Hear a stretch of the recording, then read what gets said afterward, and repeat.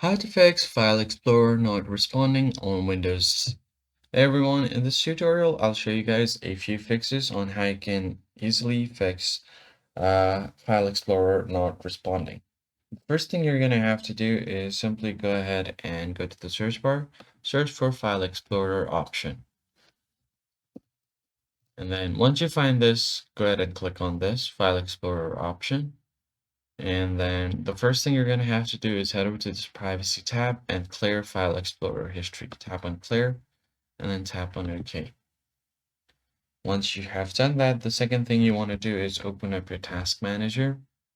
You could just go ahead and search for task manager on your search bar. And once this is open, here you're just going to have to go ahead and find Windows Explorer and then end task. So here it is, just right click on it and then go ahead and end the task. Or you could just end task from the from up above here. So go ahead and click on restart task.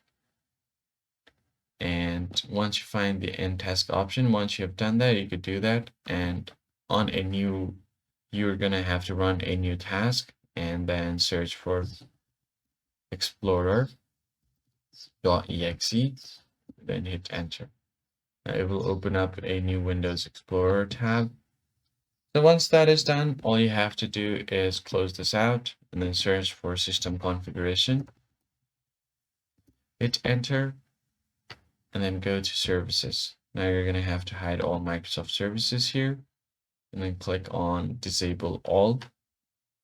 And once that is done, just click on OK. So once that is done, what you can do is open up your command prompt, so type in CMD, right click on it and run it as administrator. Click on yes, and then the command that you're going to run here is sfc space / scan now. Enter.